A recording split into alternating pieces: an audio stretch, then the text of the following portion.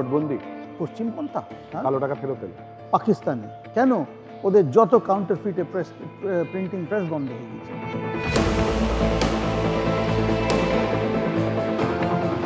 আপনি মুখ্যমন্ত্রী মমতা বন্দ্যোপাধ্যায়ের নাম করেন না কেন? আপনি মাননীয়া মাননীয়া বলছেন কেন? কিছু সপ্তাহের মধ্যে আমার মুখ থেকে আর বেরোবে না। উনি মুখ্যমন্ত্রী থাকবেন না, আর ওনাকে আমি আর মাননীয়া বলবো না। 150 জনের মৃত্যু হয়েছে, আত্মহত্যা হয়েছে। কলকাতা পুলিশ কিংবা পশ্চিমবঙ্গ পুলিশ একটা ময়নাতদন্ত রিপোর্ট দেখিয়েছে। কি হবে রাজ্যে? আপনার প্রশ্ন শুনেই হাসছি পাচ্ছি। মুখ্যমন্ত্রী কে হবে? রেজাল্টের পরই জানা যাবে। তার মানে বিজেপিতে মতভেদ রয়েছে, সেই জন্যই আপনি নাম বলতে পারছেন? না না না না না না, একেবারে না, একেবারে না, একেবারে না।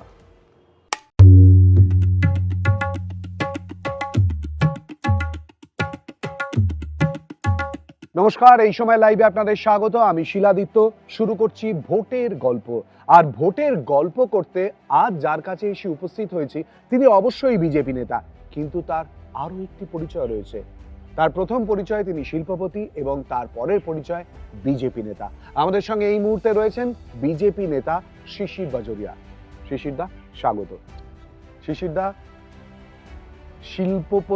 শিল্পপতি সত্তা সামলে রাজনীতি, আবার বাম রাজনীতি থেকে রাম রাজনীতি, কি করে ব্যালেন্স? ব্যালেন্সে তো কথা কোনো ইস্যু না। দেখুন, হ্যাঁ, আমার জন্ম হয়েছে একটা শিল্প পরিবারে। আমি এই শিল্পপতি শব্দ আমার খুব একটা কানে বাজে, পছন্দ করি না। হ্যাঁ, আমরা শিল্প করি। তার এটা একটা মানুষের শুধু একটা উদ্দেশ্য কি হওয়া উচিত, আমি শুধু টাকা করব, এটা আমার উদ্দেশ্য না। কিন্তু আমি একটা বেনে পরিবারে, টাকা তো আমরা করি, আমরা বিজনেস করি, কিন্তু যে ইংরেজিতে একটা কথা, not my be all and end all of my life. তো আমি রাজনীতিতে এলাম, আমার সবসময় একটা ঝোঁক ছিল। আপনি দেখবেন অনেক বিজনেসম্যান, ব্যবসায়ীরা ক্লাবের রাজনীতি করতে খুব ভালোবাসে। ওখানেও তো রাজনীতি, এটা ক্লাবের রাজনীতি। আমি তো বলি, যদি আপনার মানসিকতা থাকে তাহলে দেশের রাজনীতিতে আসুন না। না না, রাজনীতি খুব খারাপ, নোংরা লোকেরা বলে। আমি একটাই কথা, দেশে প্রায় 800টা সংসদের আসন আছে, 2 সদন মিলিয়ে। পুরো যদি আমি বিধানসভা সব যোগ করি, প্রায় 4200। কোনো একটা আসন খালি থাকবে না। যদি ভালো লোক না আসে তাহলে যে আসবে সে আসবে।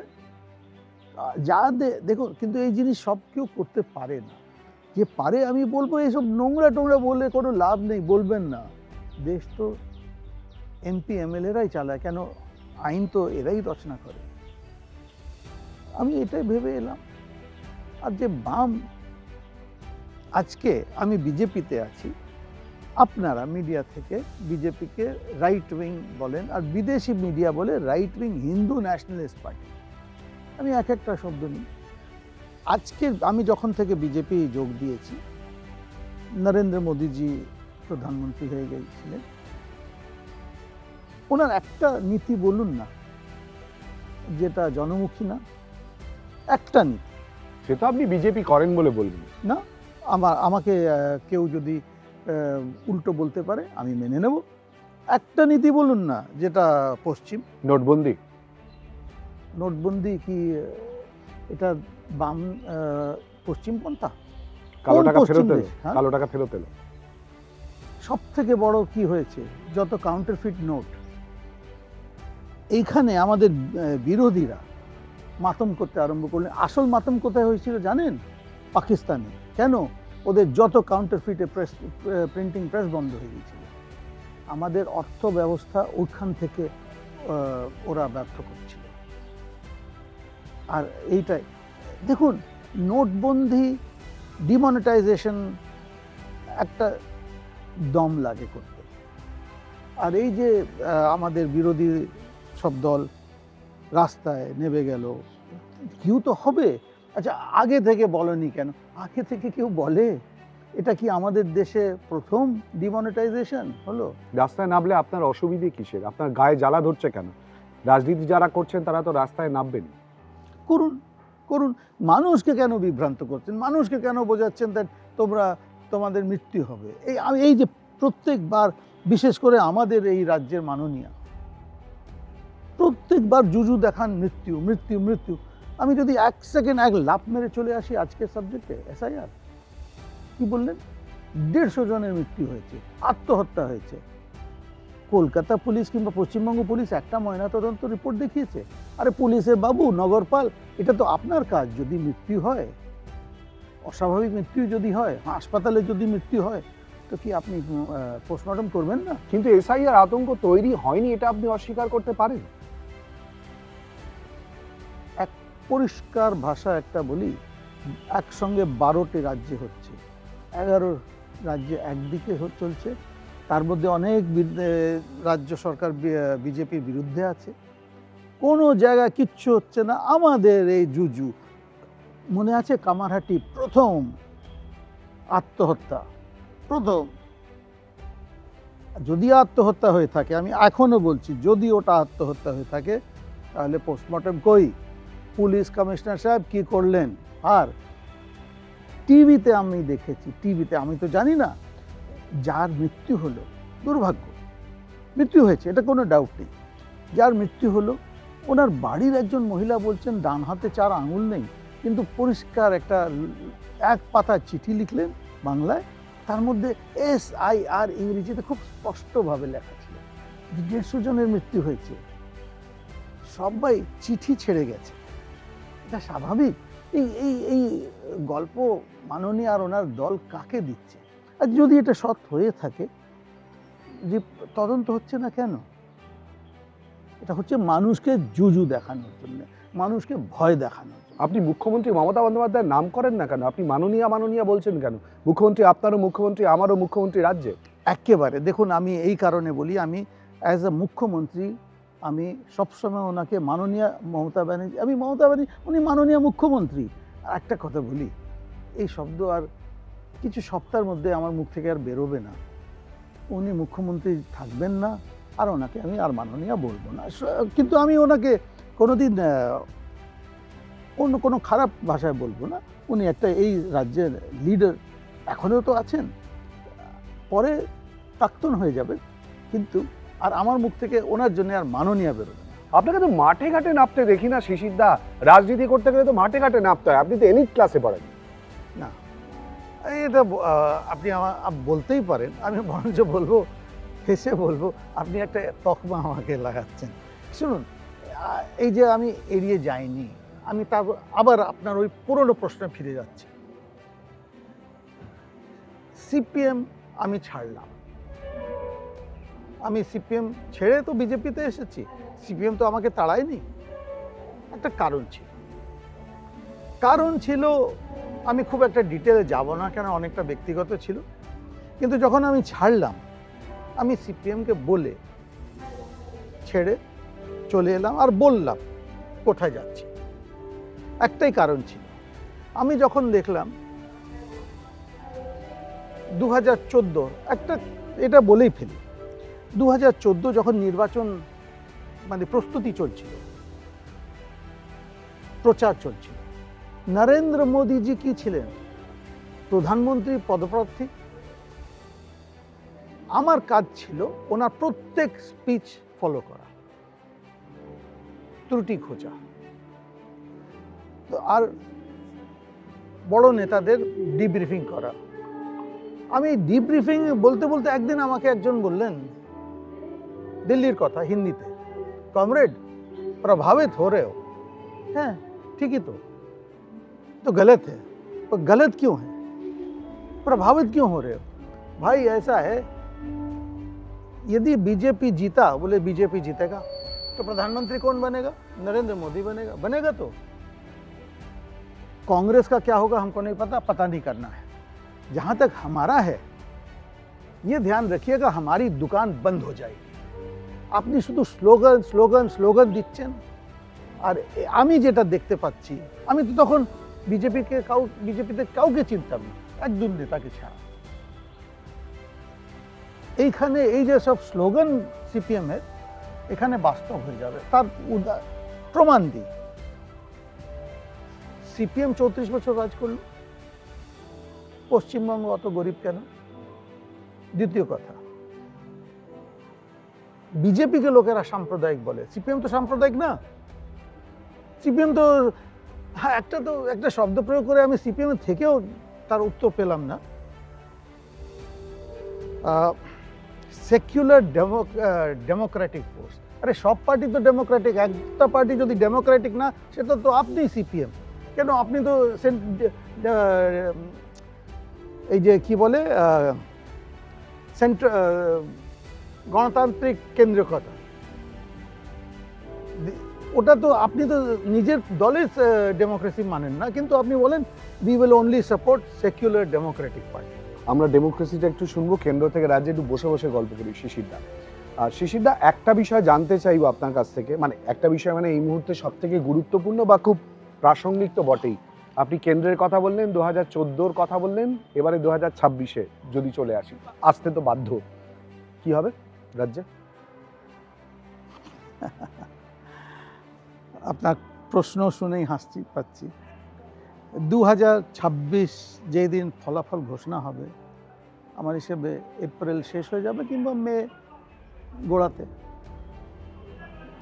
এই রাজ্যে ভারতীয় জনতা পার্টি প্রথমবার সরকার গড়বে, আর ভারতীয় জনতা পার্টির একজন নেতা মুখ্যমন্ত্রীর শপথ নেবে। বলছি, শিশিরদা একটু অটোগ্রাফটা দিয়ে দেবেন, এটা হচ্ছে, আজকে নোট করে নেবে একটু।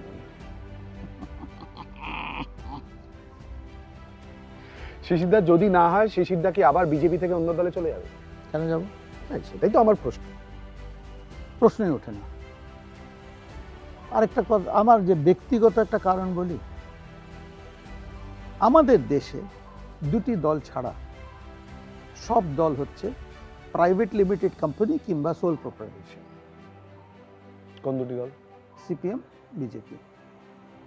এইখানে কে উঠে আসবে কেউ বলতে পারবে না।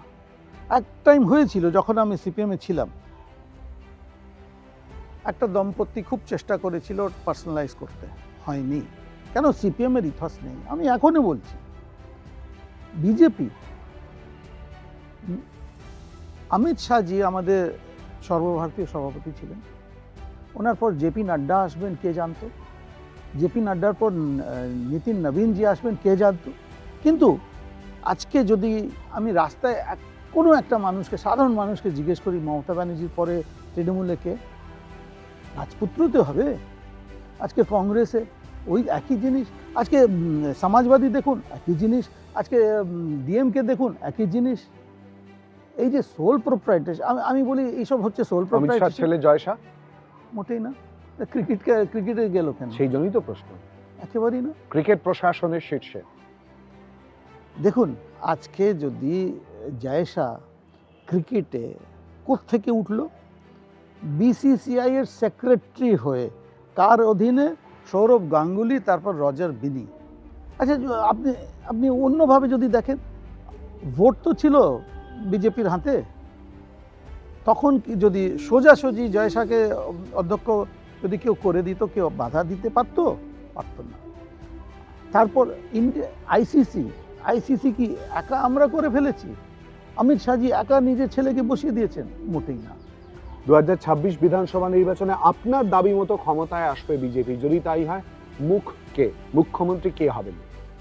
এই প্রশ্নের উত্তর আজকের দিনে কেউ দিতে পারবে না। আজকের দিনে আপনি যদি আমাদের টপ লিডারশিপকেও দেন, জিজ্ঞেস করেন, হবেন না উত্তর। কেন? বিজেপি, আমি যতবার দেখেছি, হ্যাঁ, যেখানে একটা ইনকামবেন্ট মুখ্যমন্ত্রী বসে আছেন, উনি একটা অটোমেটিক মুখ হয়ে যান। কিন্তু সেটাও একটা উদাহরণ আছে, মধ্যপ্রদেশ। আমরা জিতলাম কিন্তু শিবরাজ সিং চৌহান মুখ্যমন্ত্রী হননি। যদি হয়, যদি ক্ষমতা, যদি না, আমরা আসছি না, মুখ্যমন্ত্রী কে হবে? মুখ্যমন্ত্রী কে হবে সেটা তো রেজাল্টের পরই জানা যাবে। আমার সত্যি আমি জানি না, আর আমি যেভাবে জানি না, আমার হিসেবে বিজেপিতে কেউ জানে। তার মানে বিজেপিতে মতভেদ রয়েছে, সেই জন্যই আপনি নাম বলতে পারছেন না। না না না না না, একেবারে না, একেবারে না, একেবারে না। আমি আপনার কথা প্রতিবাদ করছি, আমার প্রতিবাদ রইল, কোনো মতভেদ না, একেবারেই না। একটা আমাদের খুব ক্লিয়ার, যখন আমাদের বিধায়করা জিতে আসবে তখন বসে একটা আলোচনা হবে, একজনের নাম উঠবে, ওর যদি সবাই ওকে গ্রহণ করে হয়ে যাবে। শুভেন্দু অধিকারী, সুকান্ত মজুমদার, শ্রমিক ভট্টাচার্য, দ্বন্দ্ব রয়েছে না নাই? দ্বন্দ্ব মানে সবাই পার্টির জন্য কাজ করছে, কোনো দুজন তো একসঙ্গে এক চিন্তা ভাবনায় চলে না, তিনজন তো চলার প্রশ্ন হয় না। আপনি আরও তো অনেক লোক আছে, আপনি 3টে এসের নাম বললেন। এখানে দেখুন হবে কি, আজকে সবাই চেষ্টা করছে, এই বিশেষ করে এই 3জন আপ্রাণ চেষ্টা করছে এই পার্টিকে এগিয়ে নিয়ে যাওয়া। 3জনকে তো একসঙ্গে খুব একটা মিটিং মিছিলে একসঙ্গে দেখা যায় না। তাহলে তো কনসেন্ট্রেশন অফ ফোর্স হয়ে যায়। এটা কেন, এই প্রশ্ন কেন হয় আমি সেটা একটু বলি। এই প্রশ্ন হওয়ার একটাই কারণ, অন্য কোনো দলে এইভাবে তো লিডারশিপ নেই। আজকে তৃণমূল, আমি বেঙ্গলের কথা হয়, তৃণমূল দুজনই তো, বাদ বাকি তো নেই। বাদ বাকি কোনো একটা নেতা, আপনি যদি কোনো নেতার নাম করে দেন ও চাকরি চলে যাবে কালকে। এখানে তো আবার আমি বলবো মাননীয়া, দেখুন উনি আমার চেয়ে বয়সে বড়, উনি পদে বড়, ওনার নাম করে আমি কি করে বলি? আমি ওনাকে রেসপেক্ট দিয়ে মাননীয়া বলি, আমি ঠাট্টা করে বলি না। আর কেন, আমি যদি ঠাট্টা করে তাহলে তো হারার পরও বলবো, আমি বলবো না। বিজেপির সংগঠন রাজ্যে এই মুহূর্তে কি অবস্থায় রয়েছে? সংগঠন খুব ভালো। এই এই যে আমাদের সংগঠন নিয়ে অনেক চর্চা হয়, আর বিশেষ করে আপনার জগতে তো খুবই চর্চা হয়। একবার অন্য পার্টির সংগঠন নিয়ে চর্চা করুন না। যখন বিজেপির কথা বলছেন, আমাদের মতন শৃঙ্খলাবদ্ধ ডিসিপ্লিন ফোর্স আমি তো দেখিনি। আমি সিপিএম থেকে এসেছি, সিপিএমও তো খুব ডিসিপ্লিন ছিল, আজকে তো দেখছি না। আজকে আমি বিজেপির সংগঠন যেটা দেখছি, আমি সংকল্পপত্রে আছি, আমি ইলেকশন কমিশন ডিপার্টমেন্ট হেড করি, তো আমি তো ওখানে কোনো সমস্যা দেখি না। একটা বললে সবাই ফাট করে চলে আসে। হ্যাঁ, বাইরের লোকের চোখে এটা পড়ে না, বাইরের লোকের সবসময় একটাই, বিজেপির সংগঠন নেই, বিজেপির সংগঠন নেই। তাহলে একটা প্রশ্ন জিজ্ঞেস করি, 2011-এ আমি সিপিএমে ছিলাম, যখন পালাবদল হলো, তৃণমূলে কোনো সংগঠন ছিল? মাননীয় ছাড়া কেউ ছিল? কি বলছেন আপনি?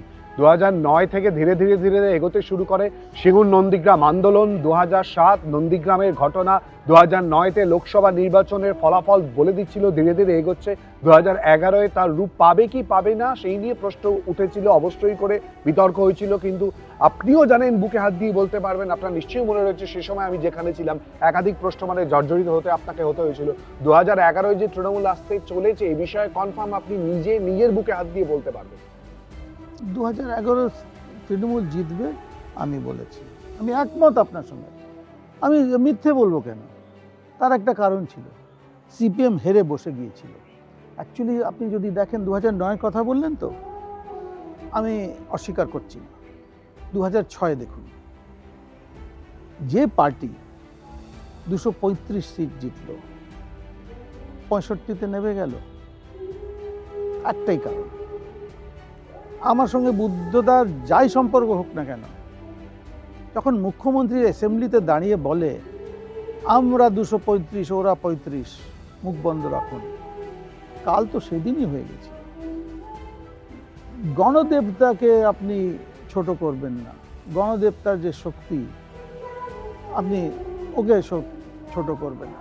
আপনি খুব দুঃখ পেয়েছিলেন না সিপিএমকে নিয়ে? বারবার আপনার কথায় বুদ্ধবাবুর কথা, বারবার সিপিএম এর কথা বারবার চলে আসছে। একটাই কারণ তো, আজকে সিপিএম 0 হলো কেন? আমি তো বলে এসেছিলাম আপনার দোকান বন্ধ হয়ে যায়গা, আমি তো বলে এসেছিলাম।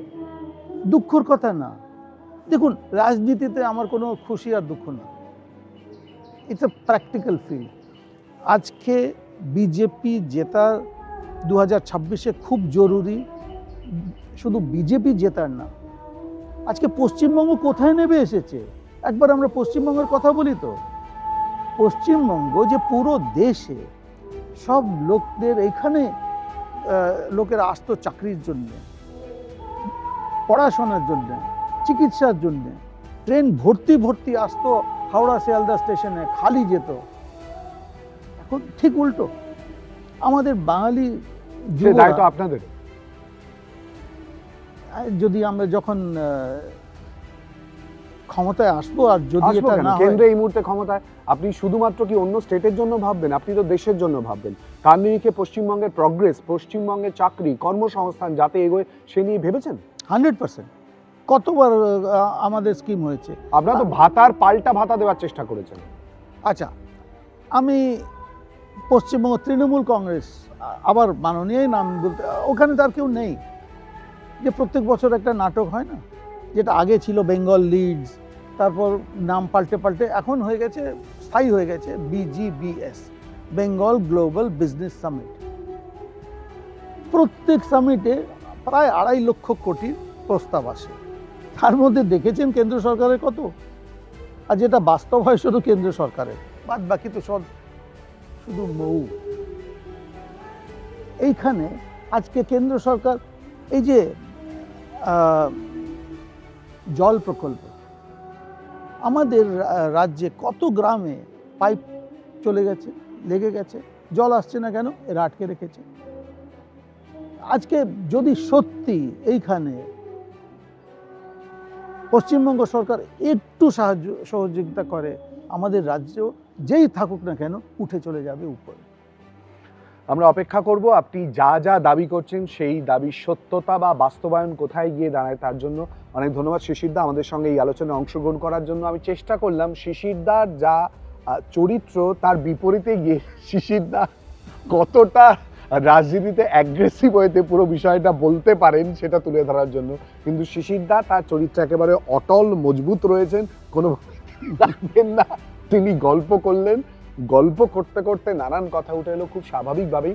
শিশিরদা অবশ্যই করে ভালো থাকবেন এবং রাজনৈতিক পরিবর্তনের যা সম্ভাবনা বা দাবি আপনি করছেন তার দিকে আমাদেরও নজর থাকবে। আপনার এবং সকলের চোখ অবশ্যই করে থাক এই সময় লাইভে।